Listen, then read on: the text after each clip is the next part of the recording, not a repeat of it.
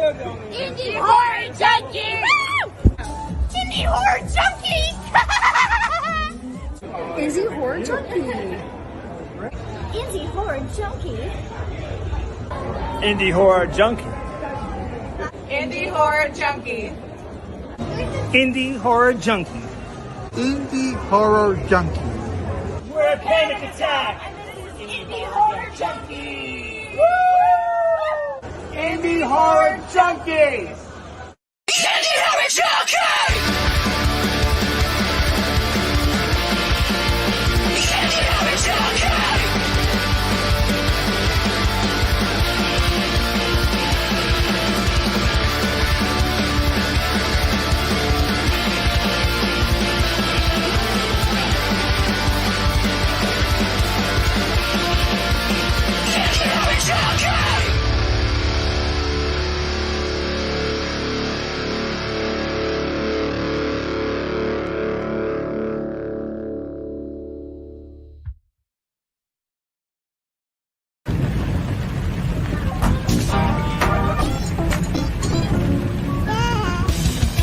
It's the Indie Horror Junkie Podcast, your source for anything and everything indie horror. Here's your host, Otis B. Dreads.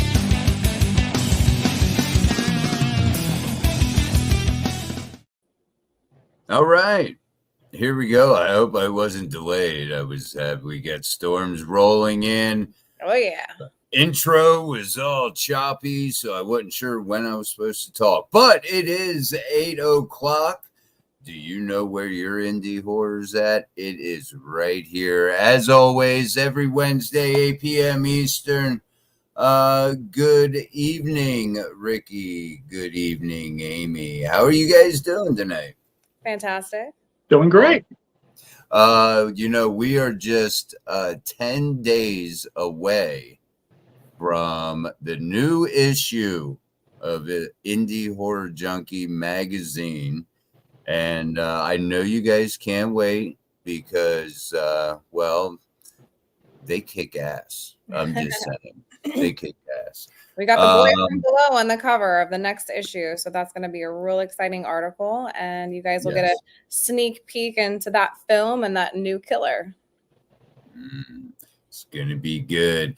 Rick, what is happening in the Indie Horror Junkie universe? You have anything you can tell us? Lots of stuff happening. There's not enough time in the day to go through everything. I mean, like you just said, scrambling to get the next issue. We're pretty much done with it. Hopefully it'll be going to print by the beginning of the week and then ready to go out on the 13th. And then we'll start getting prepped for issue number 11. Then we also have filming of Nightmare Collection coming up in just a few short weeks. We'll be doing the wraparound in July, and then we'll be doing a separate short called The Turning in August. And we'll have the fun of getting that all edited together and be able to premiere Nightmare Collection Volume 3 as a feature film at our upcoming Mistress Mary Horror Film Festival on October 26th at Cinema 6. And then off to get it released on DVD, Blu-ray, wherever we decide. Lots of deadlines coming up. Oh, yeah. And I'm scrambling to meet all of them. Lots of deadlines. And we just came back from an incredible weekend at Tampa Bay Screams. Yes, that was my next question. Yeah, owner and coordinator of Tampa Bay Screams HorrorCon and Film Festival, Andy Lolino. And we had an incredible time. The Junkies were there. Rick, myself, Dylan always comes to help out. It was a packed weekend. And I have to say that, Andy taking it over, it was very well organized. Everybody had an incredible time. Both the people that were coming to see what was going on, the vendors, the celebrities, there was so much good energy. I kept telling Rick, it just feels good to be here. It was just a weekend full of indie horror. We met so many cool people, so many great contacts. Rick and I could not stop shopping at these vendor tables because they had so many cool, comic books and vintage comics and vintage toys. And, we're just kids ourselves, so we had to keep putting ourselves in timeout with our spending. But it's really hard when you go to these cons because they have the coolest, most unique stuff. We also had a big win for the clock. Rick won Best Director. We got Best Foreign Yes. Film, and somebody won Best Actress. But the we did. We took home 3 big wins for The Clock, which felt really good because we got to screen it there with people that we knew and also people that we met there that we got to invite to come. And there wasn't an empty seat. So a lot of new people got to check out The Clock, the final cut with the additional 3 scenes, which was kind of exclusive because now Bayview Entertainment has a hold of our film, which we're super thankful for and excited about. So it's hard to get a sneak peek of it now because we're in the hands of great distribution companies. So by the end of the year, you're going to see The Clock on all kinds of streaming platforms. Molly Zombie was there. Hi, Molly. Molly and Jose. James High. So just overall an incredible weekend for filmmakers and artists and indie actors and filmmakers. We got to see a lot of, cool movies. Yep. And I'm excited for next year. So great weekend. Awesome. And I also saw the lovely Savette Holder came by, Helldiver herself. That was awesome that she finally got to meet the Junkies.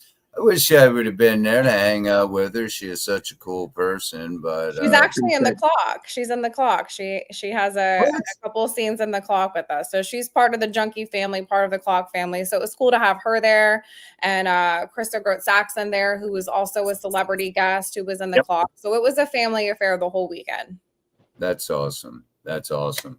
Well, speaking of Nightmare Collection, our guest goes right along with it, Miss Catalina. Let me find. There we go, Miss Catalina Ariel. What a cool name, huh? What a cool there she is, right there.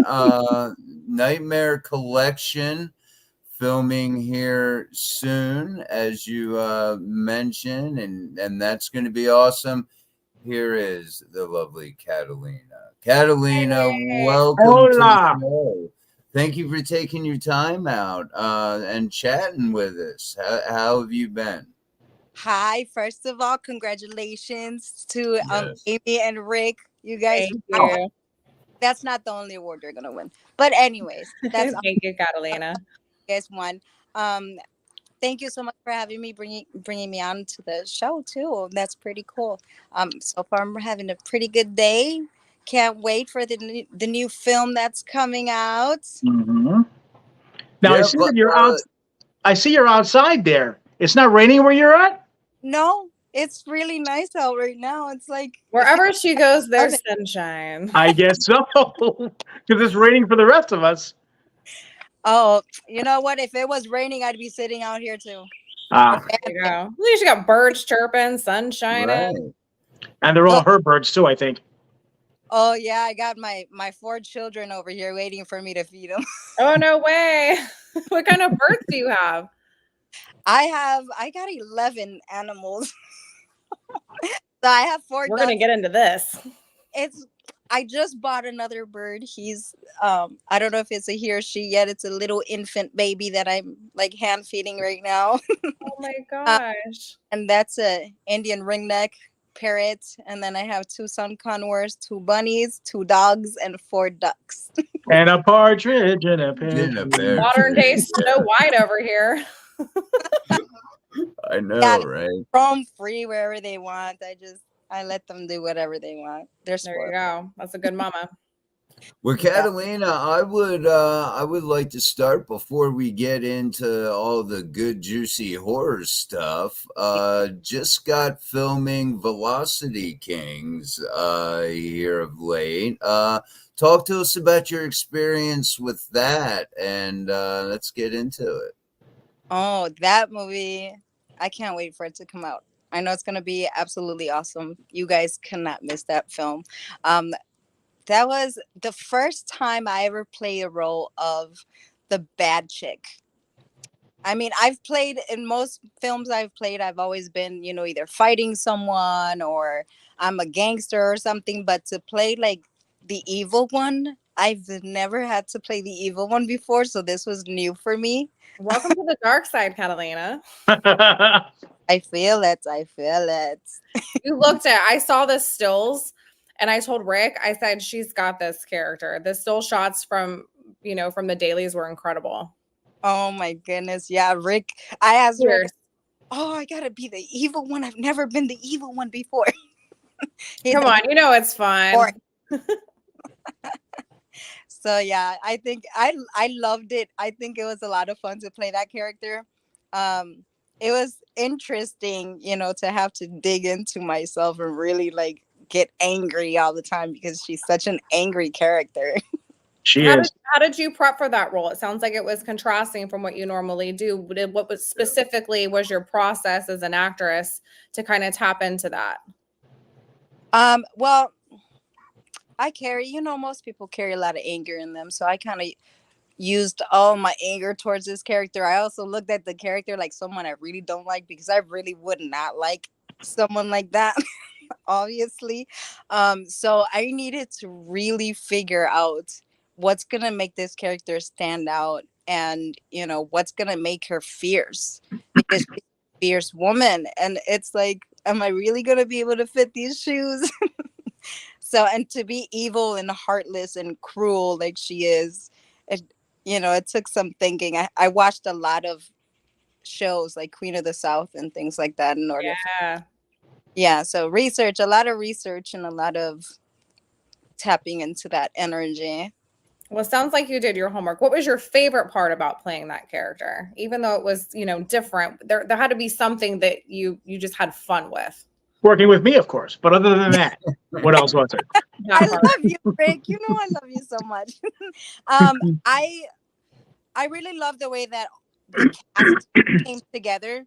I loved everyone I worked with. It was so much fun. It makes you want to act even better, because everyone is at their A game. So it really makes you tap into that energy when you're working with people who have the same goal. I enjoyed my character. My favorite part.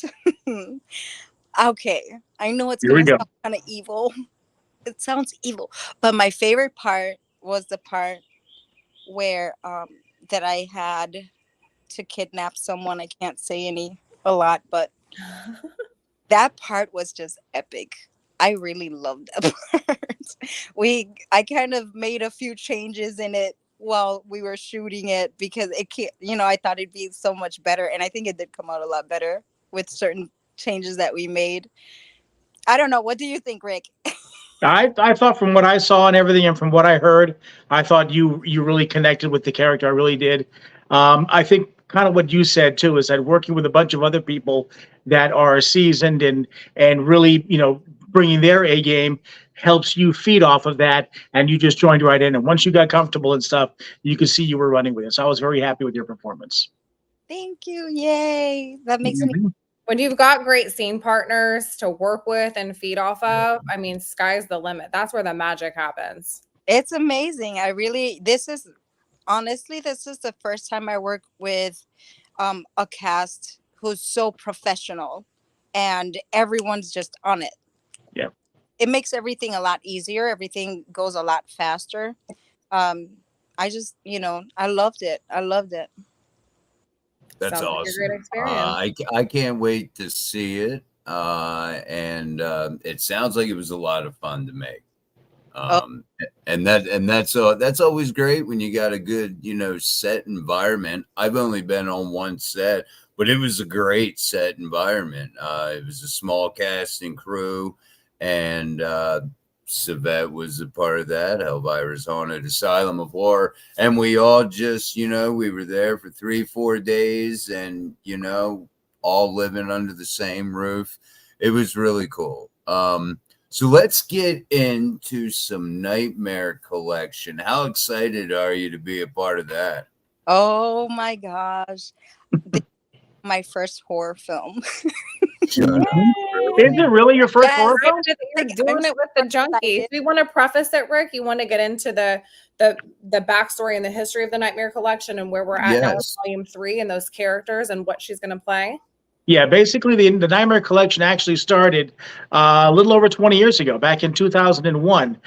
We did Nightmare Collection Volume 1, and the reason for that was because I was running a couple different film festivals and getting to know multiple horror directors and stuff, and knowing that the bulk of the movies that we accepted were short films, and there really weren't a whole lot of outlets for those short films out there outside of YouTube or something like that. So I decided to put together this anthology, and we create a little backstory around this character that we lovingly call Necro Nancy. And during that backstory, as she's filling out what her deeds are to be accomplished during that backstory, she's also introducing some short horror films. So we did Volume 1 back in 2001, and then we had a short hiatus of about 22 years for before we decided. Yeah, we had to do some thinking. Well, we actually tried to do Volume 2 back in 2002. We had it all laid out. We had a great plan. We filmed actually a couple of the segments, and then all kinds of things happened, and people had to pull out because of day jobs and other commitments and stuff, and it kind of fell apart, and we never really pulled it back together. So years later, I decided I really wanted to do it. So we filmed a whole new segment at a video store in Tampa called Viper Video. Shelby McIntyre is the owner of that. Let us use the place. We actually put him in the movie. And we filmed our wraparound segment there and included a few short films of my own to get Volume 2 done and finally out there. And once we did that, I really got the bug and I wanted to go ahead and jump right into Volume 3. So That I doesn't created a sound new. like you, Rick. You never Huh? get a bug to do the next thing. Well, no, but I mean, to keep Nightmare Collection going is what I meant. And now with Indie Horror Junkie and it being an Indie Horror Junkie promotion, I decided let's do it. So I created a cool little story. We brought a whole new Necro Nancy in, and there's a reason behind it that I won't get into. And that new Necro Nancy is going to be Catalina right here. And I think she's going to nail the role. I hope so. Oh, yeah. She's You got know, an evil streak in there that we're going to bring out. But it really helps that I have the best director and the camera people and I think everybody that's involved with this is just awesome, fantastic. The people that I've met, and thank you so much, Rick, for the opportunity. I really appreciate it. I think you're an amazing writer. Every time Velocity Kings, it was the same thing. If you don't have a good director and a good writer, you are probably not going to turn out as good as you try to when it comes to developing your character. But yeah, I think that, Rick has a really good head on his shoulders, and Saulo as well from Velocity. Yeah, you guys do a good job. So Thank you very much. Amy's going to be a part of it as well. Should be a lot of fun. We got some great special effects set up that Amy, you want to tell them a little bit about that without giving too much away? Who's involved in all that? Yeah, definitely. So I'm really excited for this cast. Catalina, I can't wait to see you in this character. It's going to be so much fun. I'm looking forward to working with you. We brought some people in that I've worked with before on different projects that I've trained with at my actors studio, just people that have been in the game for a long time. So the energy on set is going to be fire. As far as the practical special effects go, we have Kevin Beganovic coming in, who is like my baby brother, but he is a up and coming special effects artist. He actually did all the practical special effects for the Inn. We've had them on the show before. So we pulled him into this project because he's just so capable of bringing those practical special effects to life. So there's a really gnarly kill. We're not going to give it away or who dies or what that kill is. But it's something that you don't see all the time. And I can't wait to see him, bring that to life and for the cast to be able to see it and then to see it on the big screen. It's going to be a really cool kill, and just be, a really interesting part of the story and give it some body to, the horror aspect of what we're really trying to bring the audience. So the project as a whole, like you guys are all saying, we have an amazing cast, an amazing crew. We're bringing people in that have worked together, not worked together. So we're just building that indie horror junkie family and knocking another film, out of the park here with this. I just think it's going to be a big success, and I know everybody's really excited about it. I know there's there's obviously a lot of things that can't be told, no spoilers, but Catalina, what can you tell us about playing Necro Nancy in your role? I mean, I know there's a lot of secrets there, but what can you tell us about this character? She is psycho. She is literally psychotic. I'm Mhm. okay. She needs a pill. Put it that. Ain't no pill gonna cure that, L. Uh-huh. Yeah, this is really going to be fun. I'm trying to add a little comedy into it, but I don't know yet because she's just psychotic, man. She almost makes me think of Harley Quinn. I love Harley. Yeah, Like my Yeah, favorite. she's twisted. she's a lot like Harley Quinn. She's that's a lot where I got my inspiration from. She is twisted, but then again, if you know the backstory of her, she's gone through a lot, and she's dealt with a lot of things up until her death, and now her resurrection, and now she's out to, take care of business. Yeah. Yeah, she's gonna take care of business too. Oh, I know. I wrote it that way. See, I know it. But also with the Nightmare Collection too. Like I said, we're doing the wraparound in a couple of weeks, and the wraparound's, of course, then going to tie in It's a couple coming of up short quick. films. It is coming up quick because we filmed one of the short films that's going to be a part of that called The Turning. We filmed that the first weekend in August, and I'm really excited about that. That's a zombie film that I wrote several years ago, and we were supposed to do it, and then COVID hit and shut everything down, so we had to put it on the shelf, and lots of things ended up coming up. But I've always had it there and wanted to make this movie, so I thought this was the perfect opportunity. But then we also have Ricky Bird Jr. with a film of his called Naked Zombie Girl, which is a classic film that's done tremendous across all these different film festivals. That's So a we're fun very excited. It really is. It's a very grindhouse type Yeah. film, and it's really cool. We're going to have that a part of it. We've got another film from Dominic Smith called Treat Street that I remember playing at one of my events several years ago. That was always one of my favorites. That'll be involved in it. And we've got a couple of other films too. I don't want to give everything away, but it's the short films also, in addition to what we're going to do with the wraparound to kind of keep this thing alive.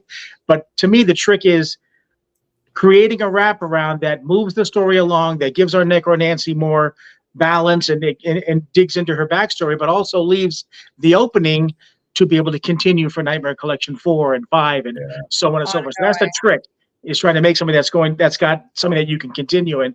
And I've already got episode number 4 all worked out in my head now to get it on paper. Yeah. Yeah, Of it's in course, there with yeah, everything why else. not? Yeah. It's in there. What I love, okay, first of all, if you guys want to know how insane the Junkies are, we're filming these 2 shorts just a couple weeks apart. So, Mhm. but we got to get it done. And, hey, Peter. Hey, Peter. Sending you lots of love. Mwah. And that just goes back to Rick and all his hard work and preparation, just being organized in the pre-production and making sure everything is set up for the cast and the crew so that we can film these so close together and stay on top of it and be organized. But like, Rick, I love that you were saying that you started this anthology like 20 years ago. Yeah, And great. the reason that you started it is because you wanted to give life to these shorts that had already been created. And I love that you're still continuing to do that, because a lot of times the anthologies are pulled together with new material. I know we're adding our own, we're adding the turning to it, but a lot of these films are, they've been around for a while, and we're giving them a new breath of life and a new platform to be shown and be seen by so many more people. And I think that's really cool, because that's what Indie Horror Junkie represents. Is Absolutely. you might have done something 5-10 years ago, but like, why not bring it back out? People have, you got a new crowd of people who want to see some cool stuff. Why not give them another platform to showcase that? So that's what I love about Indie Horror Junkie. That's what I love about the Nightmare Collection and the anthology concept that we're doing. So, bravo. Well said. Catalina, let me ask you, what came first, modeling or acting? Because you also do some modeling. I don't think we mentioned that yet. What came first? Yes, I started with modeling, went to college for acting, got my degree in technical communications, and I'm writing my own film as well. And then I started acting right during the time I was in school. I did commercials and I did news reporting and I did a couple live shows. And then from there, I went to modeling acting school, and I just kept growing from there. I love acting a lot more than modeling, but What is it That's you like about acting the most? What is it that drives you? With acting, for Mhm. example, in theater, I did theater as well. I did several shows. I love people's reactions.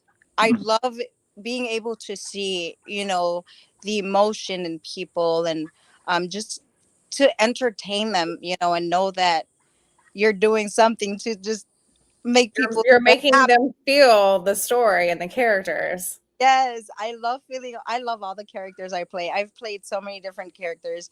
But I love that I can be anyone, and it's easy for me to how do I say, portray just about any character. I would like to continue to add more skills into my characters, though. So that's something I'm still growing in and learning. But yeah, I love acting. I love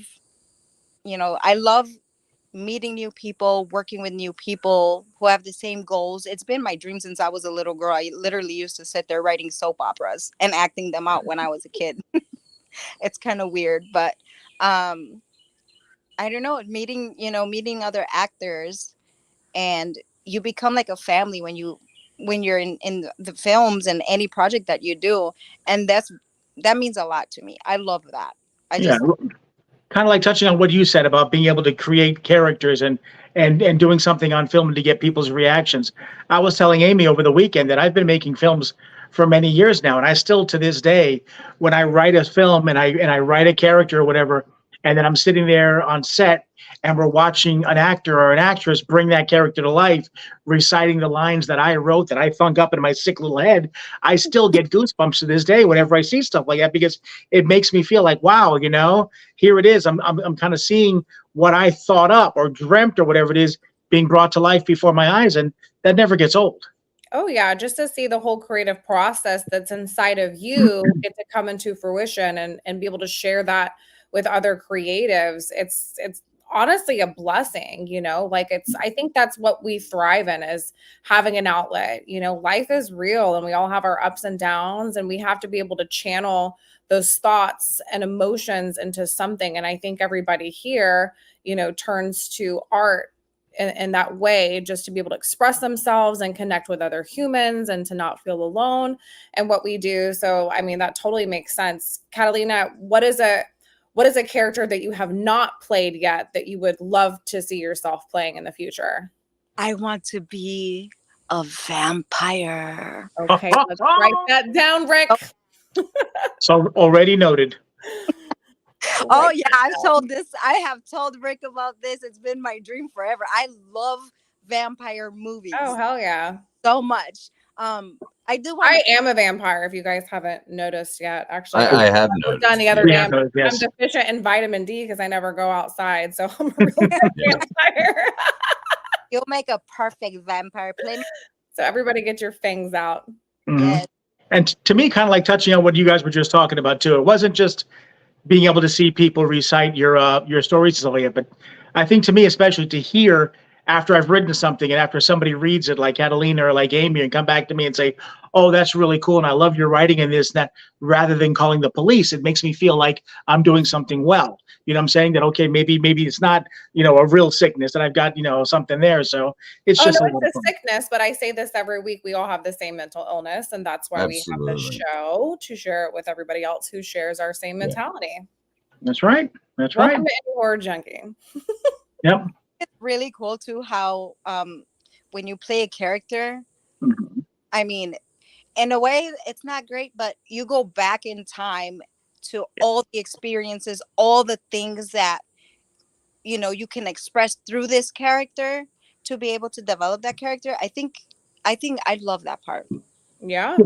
I've I heard from some people, actors and actresses and stuff, where when they get into a particular character and they start to understand what basically this character is about or what drives this character, sometimes they'll revert back to a time in a period in their life. Maybe if like they're playing a bad character, maybe they'll go back to a time that was not a comfortable time for them, or it was a time of pain or fear or whatever it is, and they channel that into that character, and it almost becomes like therapeutic. Yeah, yeah, and you're taught to do that. That's why it's so important to train and continue to train because your body is an instrument. And those are some of the tools that you're taught, is to use your personal experiences as a parallel to align with that character to be able to bring it to life. I mean, I can remember going to my actor studio every week and we would run scenes, and whether I might have like a crappy day or I was stuck in bad traffic and I'm like, I'm not in the mood and I got to do this comedy. And my coach is like, use it. Your scene will be completely different this week than it was last week. It's a completely different energy that you're bringing to it. So it might be a comedy, but bring that frustration out too. Layer it. It teaches you to have layers. It teaches you to be different. It teaches you that when you're in that audition room, whether it's live or a self-tape audition, that you are capable of being well-rounded enough that you can give that casting director two contrasting different takes, what you originally thought that was, your first instinct of that character, and then you bring in another layer of emotion or energy or experience to it, and you give them a different take. It shows your range. So, Catalina, the fact that, that you've trained and you've done theater, those are all incredible tools that you're bringing to set. Yeah, it's helped a lot. And then I don't know, I think that every different sometimes it can be challenging, but I love every bit of it. Everything that you do, all the experiences that you can bring into it, it makes an awesome character. Yeah. And like I always say, I mean, at the end of the day, these movies that we put together and we put out there, they're going to outlive us. So generations from now, you may find new fans that you may not even be around for. You know what I'm saying? That are going to see your films, see your characters, and you're going to live on through them. So it's kind of like, our way of immortality, I guess. Yeah. I have to ask. I already told my son-in-law that I'm gonna have a copy of everything that I've been in for my grandson. Can't watch it yet; he's only turning 4, but that'll be something that he can look back on when my day has come, and he can look back. So that's really awesome. I need to get back to this vampire thing because I too am a huge vampire fan. I have Bela Lugosi tattooed on my hand. Yeah, you do. I am I'm a huge fan, so I need to know, what is your favorite vampire movie? I know it sounds so cliche, but I have to know. Oh man, I have so Yeah, I know it's a lot. I just can't remember the title, but it's the one where you have the woman with the little girl with the really curly hair, and they put him in the hole and they burn to death. Interview with a Vampire. Mhm. That one. Oh my gosh, I cried. Good job. I cried in that movie. I was so angry. I'm like, I need to be a vampire and get my. Kirsten Dunst, so such a cute Kirsten vampire. Dunst. She went from that to Spider-Man. I'm a big Lost Boys fan. Oh yeah. Oh yeah. Yeah. I have to ask you something though. I don't know why. I do not like watching myself on TV. Molly Zombie says Fright Night. Having this conversation. We were just talking about this Fright Night. We were just talking about this at the convention this week, and how it makes me cringe to watch myself. And I think it's just because everybody is their own worst critic. Everybody knows that saying, but it's true. You're like, oh, I wish I would have done that, or I wish the editor would have done the other take. But it's just because we strive for this perfection. But at the end of the day, everybody else watching it is enjoying it. You can't just break yourself down because it wasn't your favorite take because it was somebody else's favorite take, or it wouldn't have made the cut. You have to remember that. True. Very true. Yeah. Every time I watch anything, I'm like, oh man, I should have done this. Oh my goodness, why didn't I? Always trust the creatives who have control in post-production, because they're pulling in everything that's aligning and making that scene cohesive. And you just have to trust your art and your instincts when you're on set, and then let them do their job in post. But it is hard to watch, but that doesn't mean that it's not the most beautiful take. It just means that, we're all in our own heads, but that take and that scene, the way that it played out, was meant to be. Yeah. I doing my first self-tape, I had a lot of, issues with that. Just like, oh man, I didn't like that. And then I'd get so frustrated. I'm like, you know what? Screw it. He's getting this one or whatever. And it turned out that, I beat out like 100 other auditions. Nobody had the mix of look and somewhat acting ability. They either had one or the other. And, I'm like, oh, okay. Maybe, I wasn't so bad because I was so hard on myself. It's like you said, Amy, you strive for, perfection in your art. Do you have a lot of issues like that, Catalina? Are you really hard on yourself like that? Or do you have that, like some actors, they're just, oh, I can, do this. They don't get, nervous and whatnot. Nope. Rick already knows. Yeah. I do. Rick, what about this? What about that? I was driving him crazy with Velocity Kings. But luckily for you, Rick is very collaborative. So yeah. I'm very collaborative. Yeah. Rick is very collaborative. He wants to hear the actor's feedback. He wants to hear your input because sometimes you might be bringing up a really good point. Yeah. Yeah, that's what I love about Rick. And I'm like, Rick, this is going to take like 2 seconds. And he's like, uh-huh. And I swear it only takes like 2 seconds, really. But then it's, then we start talking about other stuff. Mm-hmm. And we end up on the phone for like half an hour. But yeah, I really, it's really nice to be able to also have a director like that you can sit there. Okay, what do you think about this? And I also, I like to be able to do that also because I want to get his feedback as well. Like, no, that doesn't sound like a good idea. I want to know about it as well, So yeah, it helps to redirect where you want to go with what it is you're about to execute for that scene. Exactly. Yeah. But I say always go with your instincts because your instincts are what is going to set you apart from everybody else. Like, I can't do what Catalina does. Catalina can't do what I do. Rick can't do what Otis does, and vice versa. We all bring different tones and energy to what we do. And that's something as an actor that I've learned over the years. Like, you don't compete with other people. It's always just you and your growth and what you're bringing. I can remember starting, with self-tapes, and I would do like a million takes questioning and doubting myself. And then I learned that, now when I go to tape, I hit record even when I'm rehearsing. And there's been times where that first take that I'm running, like my first run through with my reader, I hit record. And sometimes I'll watch it back thinking that, I need to check my eye lines and I need to, make sure that everything's on point. And I'll go back and watch that first practice take and be like, I'm not doing another one. I'm sending that. And that's how much you have to trust yourself.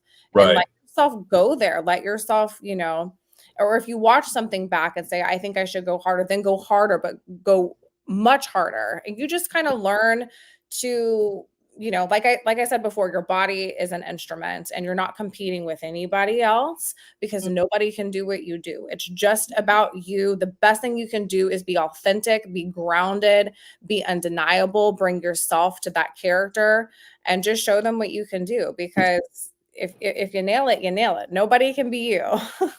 Yeah, I am very critical about everything I do. I'm like, no, I have to say it this way. Sometimes I'll go over a sentence like 20 times and then I'll leave it alone for a while and come back to it and completely change it again because the pitch has to be different here and the pitch has to be there. It's just, I go over my line. Yeah, that's one of the things that we're going to be doing too with Amy and I were talking about it today with the upcoming Nightmare Collection. We film on the 19th, but what we're going to try and do is we're going to try and set up a table read. We'll do a virtual table read next week where we'll go over it and read everybody will read their characters and we'll read everything. And I love table reads because that gives you a chance to not just hear yourself and go over the entire script with everything that's going to be involved, but you also get some direction from the director. Hey, this is what I was looking for. This is a particular line that I really want you to make sure you emphasize, or where you can bring up issues or things like, hey, I really see my character saying something like this, or what if we change this line to that? Because I've worked with a bunch of different directors. I've read a bunch of different books, and everybody has their own way. There's some directors that feel that everything that I've written and put on paper is fried gold. So you're going to say it exactly the way I wrote it because it came from my head and everything in there is great. So you're just going to say it that way. Others sometimes almost ad lib. Hey, this is the general direction of what we're trying to go for. So make up your own lines as you go. I have a sense of where I'm going. Every character I try to flesh out and I put my lines in and try to do a lot of thought processes and everything. But I also understand that everybody brings a different energy to the table. Everybody brings a different personality to the table. So when I see that somebody's in that character, I always tell them when we're doing this is make those lines your own. I don't really care if you nail every line that I write down exactly the way I write it. If you want to mix it up a little bit to make it sound like something that flows easier for you or would sound better to you, as long as you get whatever message I'm trying to deliver with those lines, you can say it any way you want and make it up however is going to feel natural and comfortable to you. And I like to try and give my actors the freedom like that. So at table reads, we can go over things like that and make sure so that way we can put out a final script that everybody's comfortable with and then shoot. And that's where you get the most grounded performances when people know that they have the flexibility when they're on set, that they have that permission from the director, because then they can just bring themselves to the character so much more easily without being stuck in their head and questioning, am I doing this the way they want me to? Just do it the way that is your initial instinct and you're going to nail it, you know? Yeah. Yeah, I'm getting ready to actually do a table read with two of the main characters in the upcoming thriller drama Killer Grannies by Mr. Chuck Morangello. Morangello. Mm-hmm. Yeah, okay. I always get nervous when I Who also had a fun little cameo in Velocity Kings, and we've had Yes, he did. Yes, yeah. Carolina on the show, and Yeah. we met them at Phantasm last year, then reunited with them at our film festival at MegaCon. So you know, we always tend to just meet people and they become family. It's great. I love that. I'm getting a lot of great advice here. That's why I a lot of times as the host, I can just sit back and, you know, let it all sink in. But I wanted to ask you, Catalina, as we were talking about Nightmare Collection just a few minutes ago, we got a feeling Rick's already mentioned it. Volume 4 probably in the works, so I'm pretty sure we're going to see you in that one. How excited are you of the possibility of this just going and going and going? I think it's fantastic. I get to play Harley Quinn in a different style. Yes. Yeah, it's gonna be a lot of fun. I'm looking forward to all of it. I think it's just exciting. It's, you know, like I said, it's my first horror film. It kind of reminds me a lot of I don't know if anyone remembers Elvira. Oh yeah. How could you forget Elvira? Elhua? Yeah. Well, she's a horror hostess, just like the Nancy Negro character. So it's a very Absolutely. similar parallel character and energy. So that's great that you're kind of tapping into that. That's the kind of research we want to hear because you nailed it. Oh yeah, and Tales from the Crypt. I think about all of that from, you know, from way back when, and I'm like, oh my gosh, it's just like this character. Okay, I remember this, I remember that. Then I remember Tales from the Crypt, and I'm like, oh, that would be funny. And then I would just think of, like, there was a part with Elvira that my two oldest brothers and I, we were little kids, obviously. It's that old. But we were watching TV, sitting on the floor watching our big box TV. Oh yeah. And she's like, hey, you. Like, we were talking to each other. And I'm like, what did you say? And she's like, hey, shut up. And I'm like, oh my gosh, she said shut up to us. And I'm just like if she has such a strong comedic undertone in her delivery. It's so much fun. And she's on and then she's off, and she's on and then she's off. Yes, that was hilarious. So this, you know, this when I got the script for this, it just reminded me of all of that, and it just made me so happy, like really excited to be able to act out this part. I can't wait. I'm really excited.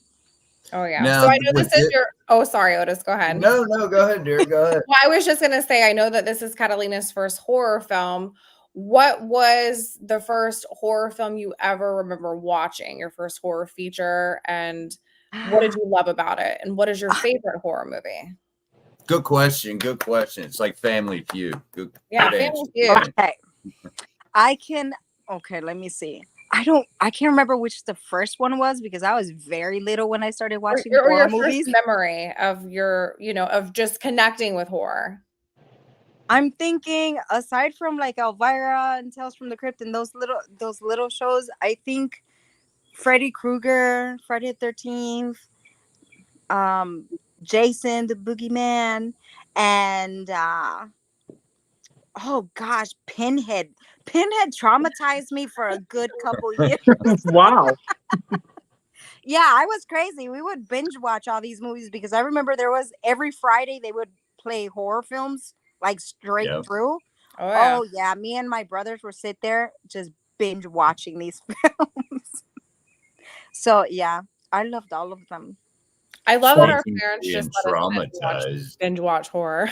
Yes, exactly. Oh yeah, yeah. And yeah. My They littles now usually want to watch stuff. I'm like, no, ask me in about 10 years. Now, I will say my oldest, I did let him watch Lost Boys, but I fast forward through a lot of the parts that he didn't need to see. But some of the funner things I let him watch because he has a whole thing with vampires. But yeah, let's thank our parents for allowing us to just watch whatever the hell we wanted.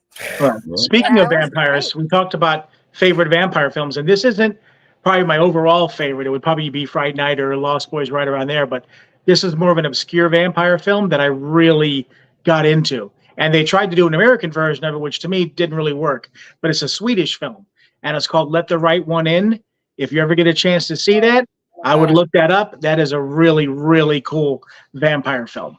I believe that's on Tubi. I think I may Probably. have come across it on Tubi.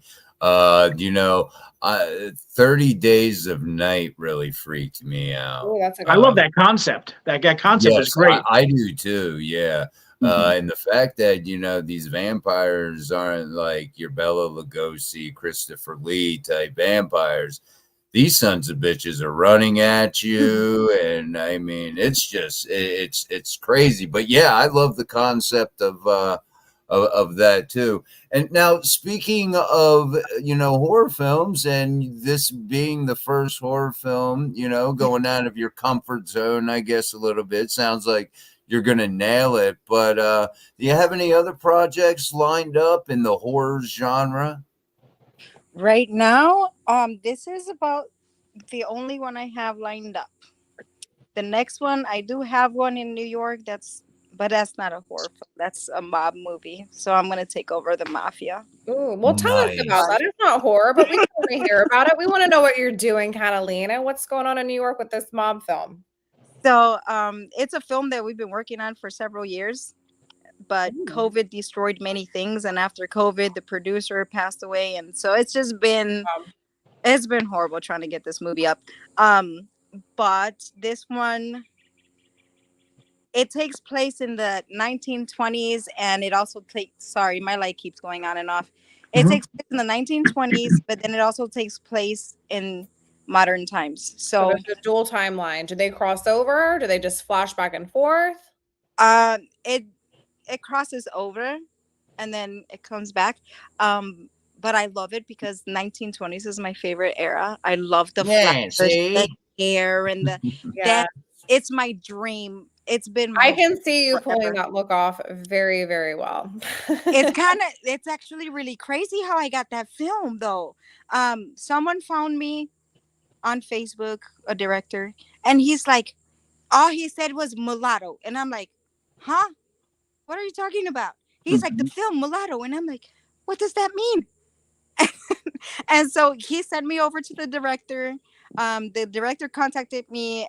It was like 10 o'clock at night. We were talking about the film. He sends me over the script, and I fell in love with it. It was like it literally reminded me of my first love.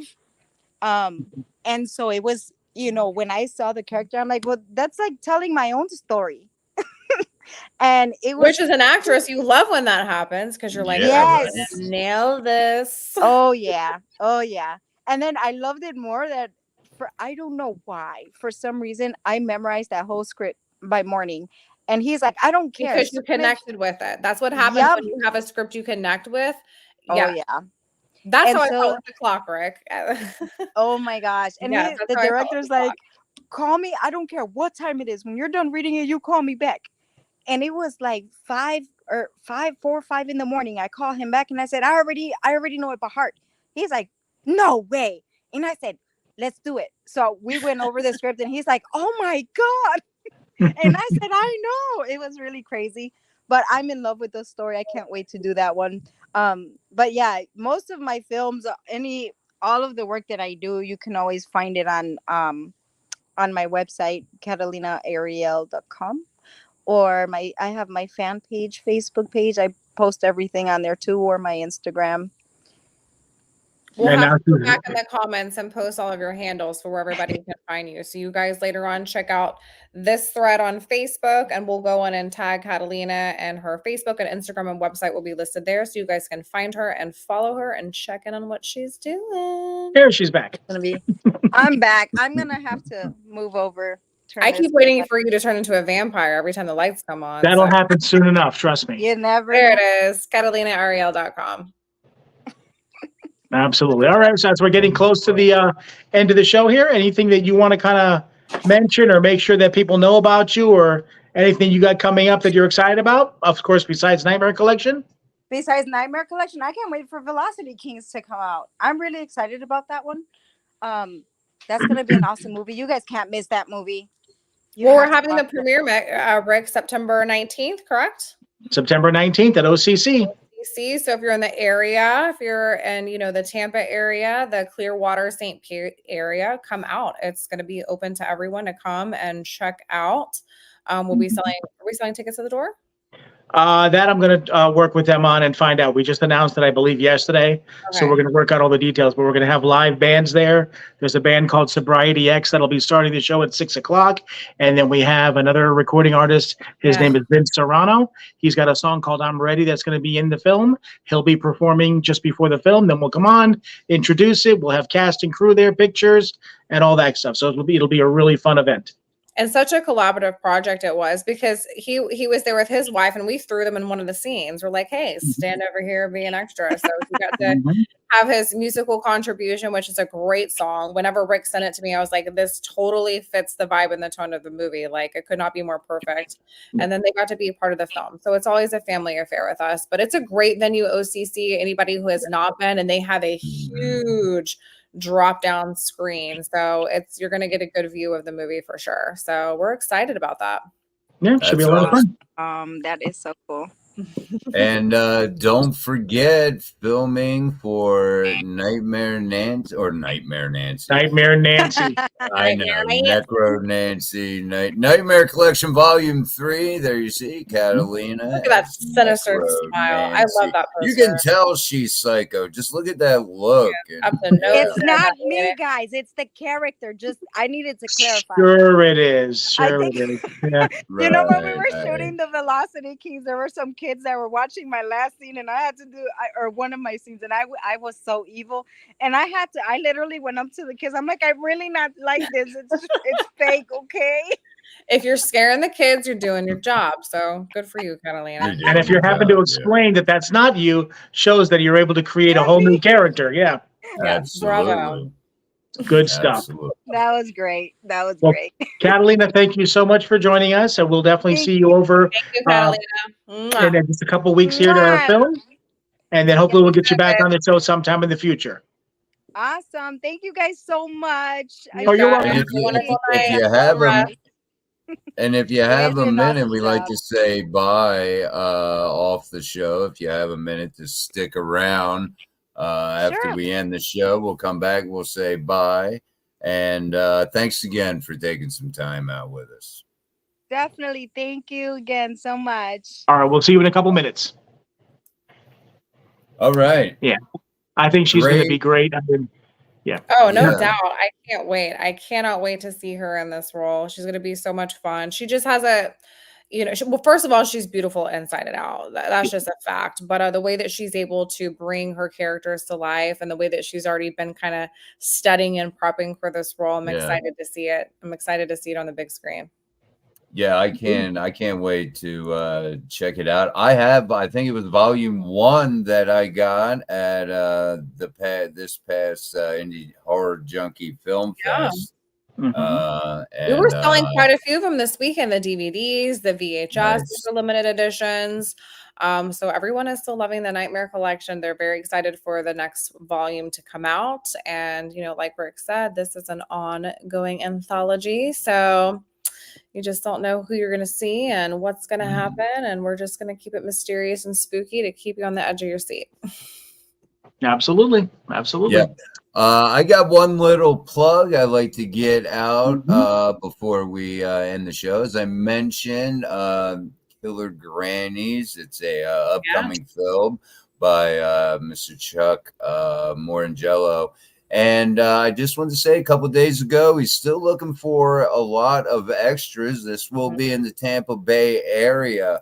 You can go over there to his Facebook right there. If you scroll down just a little bit, you'll see exactly what he is looking for. A lot of them are non-paid or non-speaking roles, but hey, it's the excitement of being part of something that I think is going to be really cool. I'm getting ready to go over, do some little reads with Mrs. Dreads probably tonight. Start fine-tuning some things. Another great show. Real quick, Otis, it's also the experience. So if you're in the Tampa Bay area and you're looking to get into film, and even if you just have an interest as a hobby or it's a passion of yours and you want to know how to get involved, there is no job too small on a film set. I will say it again. There is no job too small. I have started at the bottom. I have done everything from, extras to PA work to whatever is needed on set. Just being there, showing up, learning the language of, the lingo of film, learning, what it's like to be on set. That's a great place to start, as being an extra. And you can just kind of build from there. It's also a great place to network. You might show up as an extra, even if you are an actor, and you might meet somebody and end up in their film, or they might know somebody that's going on. There's an incredible film community between Tampa and Orlando, all through Central Florida. So if you're available and you just want to be involved, definitely, hit them up and be a part of it, because you never know what that opportunity might lead you to next. Absolutely. Yeah, it's and when you're starting out, it's not about the money, it's about the experience. Yeah, you got to get that experience. That's more valuable in the beginning. All right, I'm not sure who we have next week. If everything's set up, everything is set. All right, J.R. Bookwalter. Yes, JR. We're going to be speaking with JR. I'm trying to keep my internet running as smooth as possible, so I don't have the website up like normal. So can't really tell you much about JR, but that doesn't matter. Tune in.